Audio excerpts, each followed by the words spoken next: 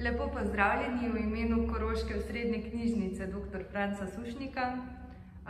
Danes je pred nami naš prvi izključno spletni dogodek in z nami je mlada Hutulka, Neža Jamnik, ki se bo predstavila svojo prvo pesniško zbirko ob 12:30. Študentka primerjalne književnosti in literarne teorije je začela pisati, ker se je bala spregovoriti na glas. V prihodnje želi premakniti meje slovenskega svobodnega pesništva in jih združiti s še drugimi oblikami umetniškega izražanja. Lastno psihoterapijo izvaja skozi poezijo, glasbo, likovno izražanje in ples. Pogovor bo vodila Lucija Mirkac. Izvolite. Lep pozdrav še v najnem imenu. Neža Jamnik se je rodila leta 2001, odraščala je v Kotljah in obiskovala gimnazijo Ravne na Koroškem, ki je med drugim tudi omogočila izdajo pesniške zbirke. Po končani gimnaziji in opravljeni maturi je z letošnjim letom pričela obiskovati študij primerjalne književnosti in literarne teorije na Filozofski fakulteti v Ljubljani. Predlagam, da za začetek najprej prisluhnemo recenziji, ki jo je za pesniško zbirko spisala Nežina profesorica slovenščine, gospa Mirjana Zdevšek. Biti srečen ali biti nesrečen? V eni izmed svojih pesmi zapiše mlada pesnica Neža Jamnik. Kaj je sreča? Kakšne so poti do stanja relativne, približne sreče? Kako jo občutimo? Kako srečo občutiš ti, kako srečo občutim jaz? Kako srečo občutita ona in on? Smo lahko kdaj popolnoma, docela srečni? In kdaj? Sreča je kot Adam in Eva, zapiše Neža. Kača Eva in Adam grešnik sta se po spočetju sveta združila v eno. Zdaj sta kot yin in yang nerazdružljiva, neponovljiva. Je njuna združitev svetu prinesla srečo? Ravno nasprotno. Z združitvijo Eve in Adama je raj postal pravi čustveni vrtiljak. Babilon vseh kompleksnih čustev, konglomerat človeških stanj od sreče do nesreče, od ljubezni do žalosti, od upa do obupa. Mlada zasanjena pesnica, ki stanje nesreče v pesmih nemalokrat občuti, še bolj občutljivo kot nekdo, ki nonšalantno, brezkompromisno, sodobno hitrostjo in hipnimi dražljaji brzi skozi življenje, se sprašuje o smislu, začetku in koncu. Sprašuje se o tem, o čemer so se skozi vso zgodovino književnosti spraševala največja pesniška imena. Sprašuje se o tem, o čemer se bodo naslednje stoletje spraševali mnogi. Odkot prihajamo in kam gremo. Čeprav včasih zlomljeno se telo drži po konci in v kakršnem koli raju že Neža piše pesem. Pesem o meni, o tebi, o njej, o nas. O nas, ki prehitro ali pa včasih premalo občutljivo brzimo od dneva do dneva. Mlada pesnica nas s svojimi pesmimi, ki nas kdaj presenetijo tudi tako, da v nas ne sproščajo samo občutkov ugodja, zaljubljenosti, gotove sreče ali naivne omame od sladkosti lepih dni, sili v premislek. In to je nemalokrat tudi bistvo umetnosti, da postojimo in premišljujemo.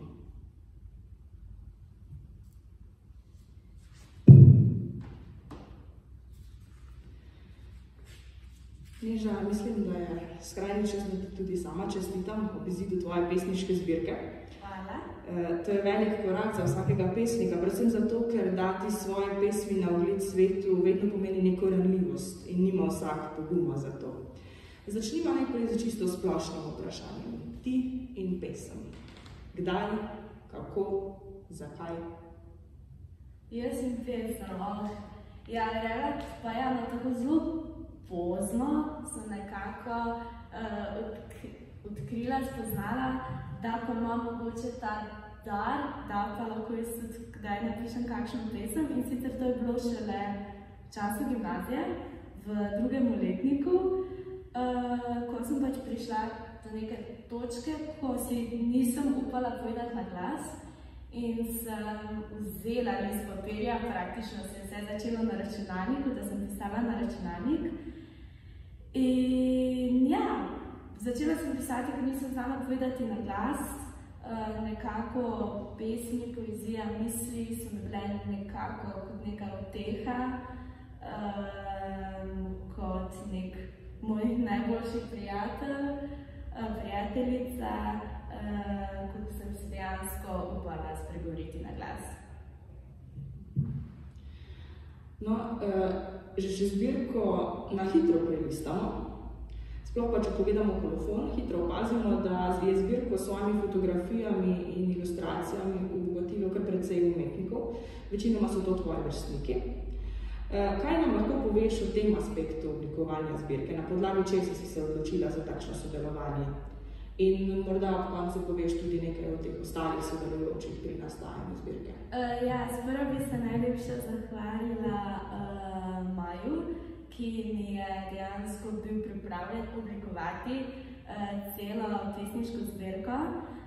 Drugače pa že takoj, ko smo prišli na idejo z profesorico Miro, da bo gimnazija mi pomagala izdati mojo pesniško zbirko, sem bila jaz tako, ok, želim, da to ne bo neka klasična pesniška zbirka, da se bo tako pač približalo tej moji generaciji in da pač predvsem, naprimer, kako bom rekla, da predvsem, da bi bolj mladi nekako začeli, naprimer, da ne bi dojemali poezijo kot naprimer samo tisto, kar bereš v berilu pri pouku slovenščine in da je tako, pač mislim, ti sploh ni ok.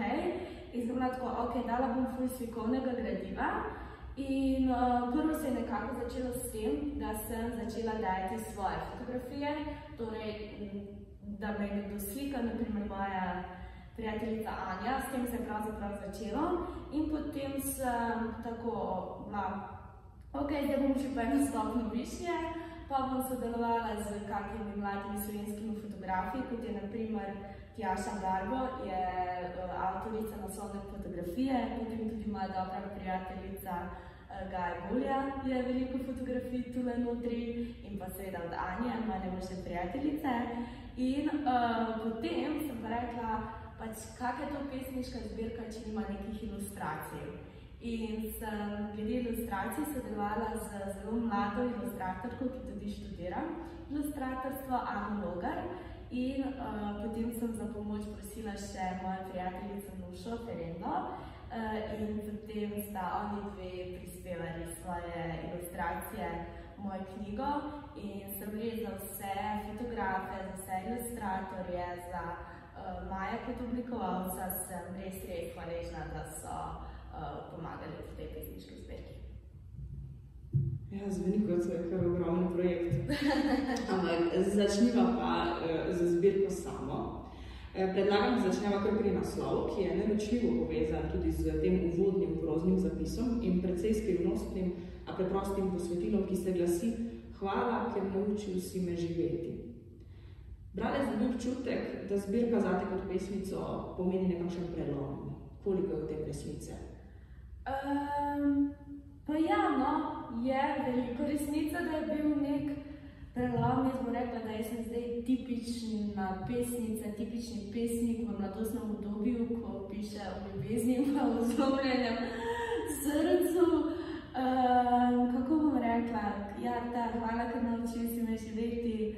Rekla bom tako, da včasih se pač moraš naučiti, da neke stvari niso tebi usojene in da, ko pogledaš nazaj, si potem danes se naprimer srečna in ne bi rekla srečna, ampak hvaležna za vse, kar se je zgodilo pri tem v zadnjih 2 letih in verjetno danes ne bi bila tule, ne bi spoznala določenih novih ljudi, ki so prišli v moje življenje.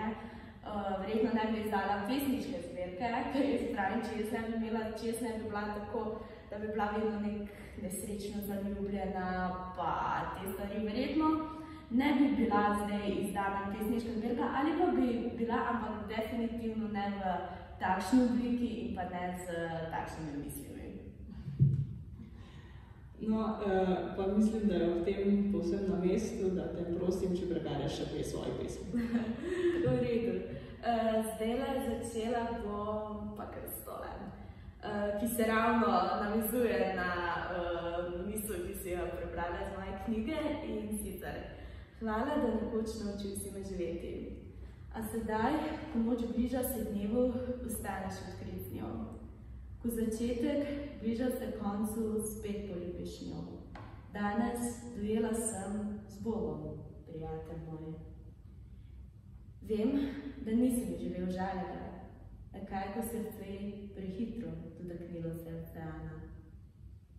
To sta moji dve kratki, jaz rečem kratka zapisa, kratke misli, tako da ja.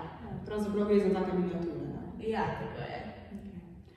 No, ko sem brala tvojo pesniško zbirko, sem imela na močni marci hkrati tudi Frančeska Petrarko za potrebe študija.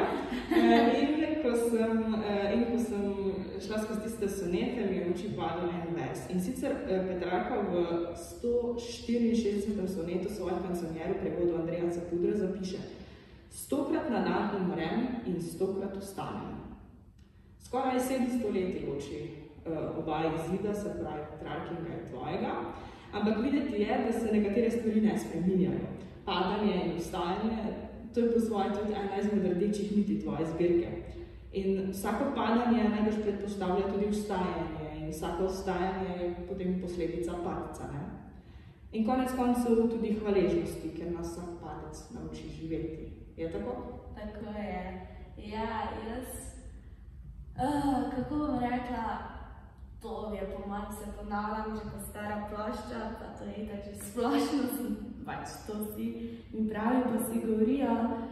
Ja, mislim, v enih trenutkih življenja, tako jaz bom rekla, jaz sem že na dnevni ravni lahko, naprimer, na eni točki na vrhu gore, potem čez pol urce sem pa lahko na dnu te gore. In tako je tudi, ja, celo moje leto, celo moje življenje, 365 dni krat 19.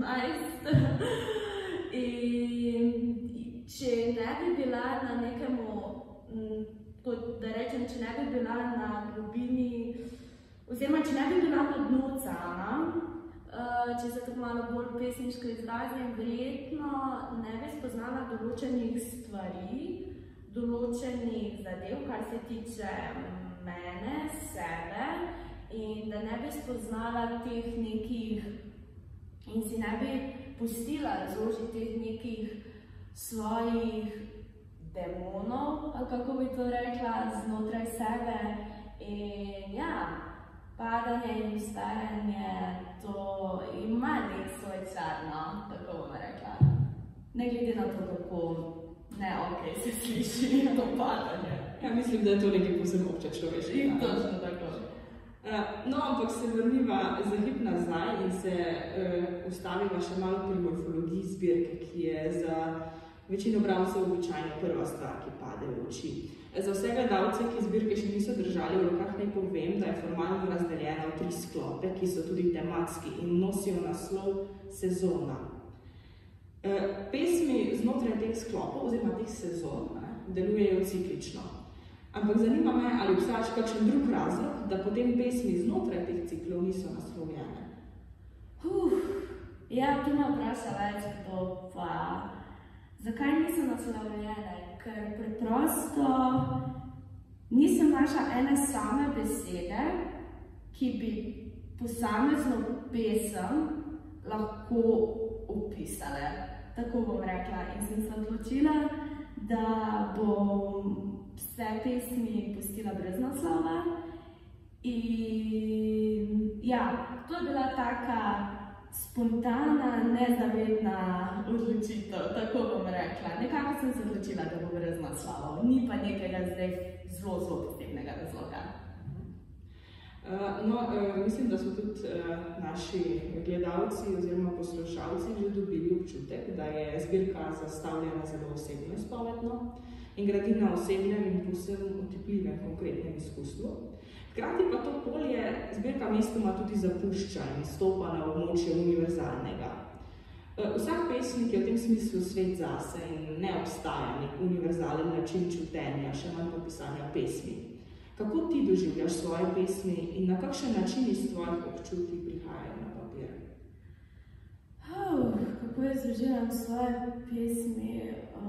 Tako bom rekla, vedno jaz, kadar pišem pesmi, vedno se jokam zravno, vedno mi grejo solze po obrazu in vedno, kadar pišem, poslušam glasbo, nareja se zraven dam enega Chopina, ne vem, tako mi je nekaj posebnega, ko imam zdaj, večinoma pišem na papir, ko imam list papirja, pa naljivno pero, pa zapišem. In kako bom rekla, kaj dam? Jaz dam na papir pesmi, dam sebe, dam svoje občutenje in pač nekako pišem vedno, zelo težko pišem v sreči, vedno pišem v nesreči. In tudi, če sem zelo, kako bom rekla, zadovoljna, srečna, zaljubljena, se mi zdi, da tudi vedno takrat najdem takšne neke besede, s katerimi pišem svoje občutje, da v bralcu vzbujajo neko nesrečo, oziroma so tako, Neža je pa nesrečna, z Neža pa nekaj narobe, žalostna je. Ampak jaz zaenkrat ne znam drugače pisati. In tako da to. Pa mislim, da je to pravi trenutek, da si privoščimo še dve pesmi. Zame je greh moje telo. Občutek je, če ne spremlja kot tančica. Prekrhka za obstoj, prelahka za preboj. Vojna, ki med nama se ne konča. Zmagaš ti, zmagam jaz. Teža kamna, ki ga nosim s seboj, se giba sem ter tja. Radostne prsti veselja, hrepenec spomin, neozdravljeni s kominom. Razvoj dveh src je sreča na prelomu kosti, razgaljena duša lebdina nad oblaki. Zdaj sem, zdaj tja. Tako utrujene in težke so že te oči, da ne morem gledati belih kosti. Hvala, Neža. Naj povem, da to sta bili dve pesmi iz tega prvega sklopa. Greva zdaj malo na drugi sklop. Če ta prvi sklop zaznamuje ljubezen, čustvo, zlomljeno srce, drugega potem obvlada zlomljeno telo, utrujenost, temno prsih, ocean. Ta dihotomija srca in telesa, nadčutnega in čutnega se kot ena izmed rdečih niti pravzaprav vleče skozi vse tvoje pesmi. Kakšen odnos do telesa zaznamuje te pesmi? Ne prav dober. So tako nekako skozi pišem o tem, da moje telo trpi, da jaz trpim, da moje kosti trpijo, da so moje kosti se prelamljajo, so krhke. In dejansko tak nek sovražen odnos do telesa, kakršnega sem tudi imela in ga na trenutke tudi priznam še imam. In se mi zdi, da sprejeti svoje telo in živeti s sabo v svojem telesu takšnega, da ga sprejmeš, je težko. Je težko, predvsem jaz pravim, ker sem bolj taka nežna dušica, pa se me vse stvari bolj tako nekako dotaknejo. In tudi veliko razmišljam, jaz na dnevni ravni skozi razmišljam, in veliko razmišljam tudi o svojem telesu in kako se počutim v svojem telesu. In zato se spomnim, da prva pesem, ki sem jo napisala za vsa zlomljena telesa, je bila okoli 1 zjutraj, ko preprosto me je tiščalo v prsih in nisem morala zaspati, sem bila nemirna, premetavala sem se in potem potem sem napisala pesem in zdelo se mi je, da je ta teža kamna nekako šla iz mene in ja, sem res, kot sem bila, sem res hvaležna, da imam mogoče ta dar, oziroma da mi je bilo nekje pri rojstvu izvest dano, da imam možnost, da lahko pišem. No, če preberem par drobcev iz tvojih pesmi. Kjer sem in kjer bom? Kje je začetek? Kje je konec? Kje? Kaj? In potem naposled, odkot pridemo in kam gremo? Kot je zapisala že avtorica recenzije, profesorica Mira Razdevšek, so se o tem velikem vprašanju, ki v tvoji zbirki deluje kot nekakšno središče vseh teh vprašanj, ki sem jih zdaj prebrala, so se o tem vprašanju skozi vso zgodovino spraševala bolj ali manj vsa velika pesniška imena, pa tudi drugi umetniki. Veliki francoski postimpresionistični slikar Paul Gauguin denimo ta triptih vprašanj, odkot prihajamo, kdo smo, kam gremo, s presuljivo gesto prevpraševalca prenese na platno. Vendar se mi zdi, da danes vseeno ustvarjamo v vseh drugačnih časih. Se ti zdi, da se je v današnjem svetu, ko je morala lirika svoj piedestal odstopiti vsemu tistemu, kar zbuja hipne in čutne dražljaje, se je v tem času sploh še vredno spraševati. In se je vredno spraševati celo, če vemo, da ne bomo nikoli dobili odgovora. Ja, to je po mojem en velik moj problem, da jaz se preveč sprašujem, kaj bo, pa se ne prepustim se temu toku. In če gledam pa zdaj to na splošno, meni se zdi, da jaz, če se ne bi spraševala, pa če se ne bi mnogi kateri ljudje spraševali, verjetno ne bi bilo zdaj na svetu takih odgovorov, takih nekih zapisov, nekih, naprimer, nekih uprizoritev, neke glasbe, nekih slik, nekih fotografij. Do tega po mojem ne bi bilo danes. In ja, meni se zdi, da tako vredno se je spraševati, vendar se ne spraševati preveč o tem, kaj se bo zgodilo s tabo, kdo ti bo, kako boš ti v nekem odnosu z nekomu, pa kaj bo, pa te stvari. Ampak ja, to je tako, zelo tako vprašanje, kjer imaš tako dva pola in jaz sem tako, za oba dva pola imata moj glas. Ali se preveč spraševati, ali pa se ne preveč spraševati, tako da ja. Odlično. Kaj bi potem rekla, da zate je pesem, da ne rečem umetnost? Ali pa bolje rečeno, bi lahko rekla, da je pesem pravzaprav nenehno spraševanje, izpraševanje, prevpraševanje, tisti nenehni, odkot pridemo in kam gremo, kot se sama izraziš. Zame pesem, to je tako vprašanje, ko moram se sama zelo dobro pomisliti, kaj je zame pesem. Zame je pesem neka prišitev in zame je pesem nekaj, kamor, naprimer, če tako gledam, zame je pesem, da jaz se vedno zatečem k branju neke pesniške zbirke, naprimer trenutno preberam Janeza Menarta. Tako bom rekla, vedno se zatečem k knjigi, vedno se zatečem k pesniški zbirki in potem mi je pesem kot neka taka, tako bom rekla, kot neka pijača, ki mi da tisto ali pa kar mi nekaj drugega ne bi moglo dati.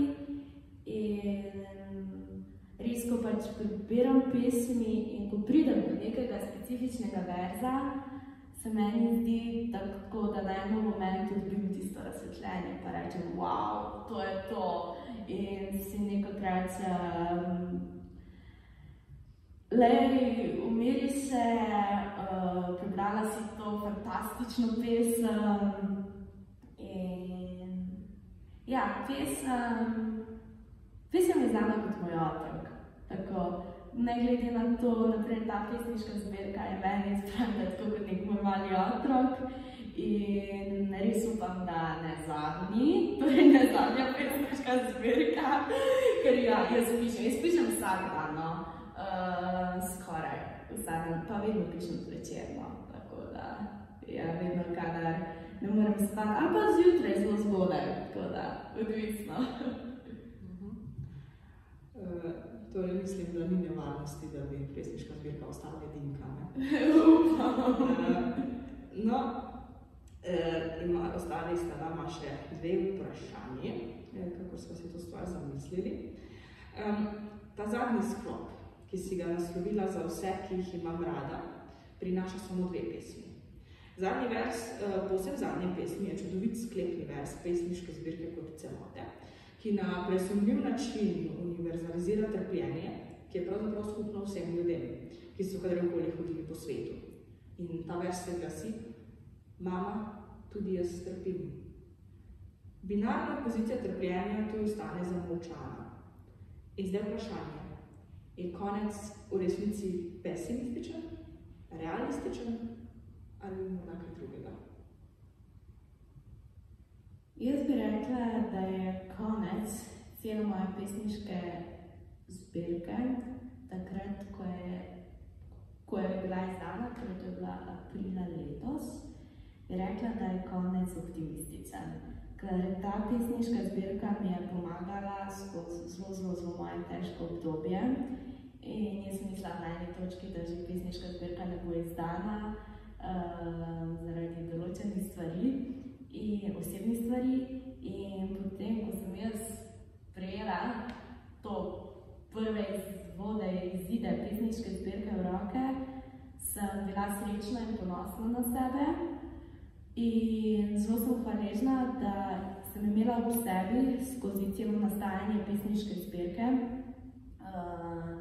moja starša in pa moje prijatelje, ki so mi stali ob strani, ki so verjeli v mene, in brez njih in ta pesniška zbirka ne bi bila ista in verjetno tudi ne bi bila izdana. No, pa mislim, da lahko zaključiva še tem zadnjim vprašanjem. To je ravno provokativno vprašanje, o katerem bi se najbrž sprli še pesniki med sabo. In so se tudi. Lahko pesem spremeni svet? Ja, lahko spremeni svet. Zaradi ker meni se zdi, da pesem, poezija, nasploh karkoli knjige res dajo misliti posamezniku toliko, da posameznika spremenijo do te mere, da se ta posameznik odloči spremeniti svet na bolje, oziroma se nekim, ali pa ne na bolje, ampak da doprinese nekaj k svetu in pa k družbi. In ja, definitivno, to je pa vprašanje, za katerega bi prve rekla, da ja. To me zelo veseli, da tako razmišljaš. Predlagam, da zaključimo ta pogovor še z 2 pesmima, ki si jo prihranila za konec, da še ne prisluhnemo. Kaj, če bi igro zavrtela nazaj na sam začetek? Se vrnila nazaj v preteklost, spomnila na smeha, ki sem ga nekoč imela, topline do telesa, ki sem me nekoč čutila. Sedaj je preostavila še prah, cigaretni dim, alkohol. Ko prikaže se tiskali me nemir, v želji, da bi bilo vse kot prej živim za dan sedanje dni. Trgolejne besede spremenjene so v zrak, sladkoba spremenjena v trn pri težkih mi prsi. Nekoč, nekje je bil si ti, mostovi pod njim reka, konic obraz bile so dvigene nove krke leteče. Kaj ostalo je sedaj? Sram, sovraštvo in še zadnja. Kje je bila storjena napaka? Odeje postale preblage za to podob. Izguba nad ledino morja pod nogami, odsev jezera preplavil bi moj obraz. Vsak trud zdel se je za manj. Sklonjena kolena preklela sedalno noč. Prišla sem tako daleč, da pekel skromil zdaj v nebesa. Sedaj je preklenjena režna v posteljo. Sramom povem tvoje ime. Poglej se, storil mi nisi ničesar. Hvala lepa, Neža, za vse tvoje pesmi, ki si jih delila z nami, za vse tvoje odgovore. Jaz vsekakor verjamem, da, kot sem že rekla, da ta pesniška zbirka ne bo ostala edinka in da tudi želim, da bi bilo to res. Pesnjenje je nekaj, kar je močno prepleteno z življenjem in predpostavlja nenehno rast, nenehno ostajanje, nenehen napredek in želim ti, da bi bila vsega tega res deležna. Tako da, še enkrat čestitam in hvala za danes. Hvala tebi. In hvala v imenu knjižnice. Smo zelo veseli, da ste si vzeli čas, prišli danes sem in za ta intimen pogovor je bil čudovit zaslišati v živo. Zaradi tega si želim, da bomo mogoče to nekoč ponovili tako, da bo tukaj sedelo malo več ljudi kot danes. Vsem vam, ki pa poslušate, pa želim, da ostanete zdravi, da ostanete dobro, da pazite eden na drugega in upam, da se kmalu spet vidimo. Zaključila bi še z besedami Mere Razdevšek. Čeprav včasih zlomljeno se telo drži po konci in v kakršnem koli raju že, Neža piše pesem. Neža, želim, da napišeš še veliko pesmi. Hvala. Hvala. Hvala.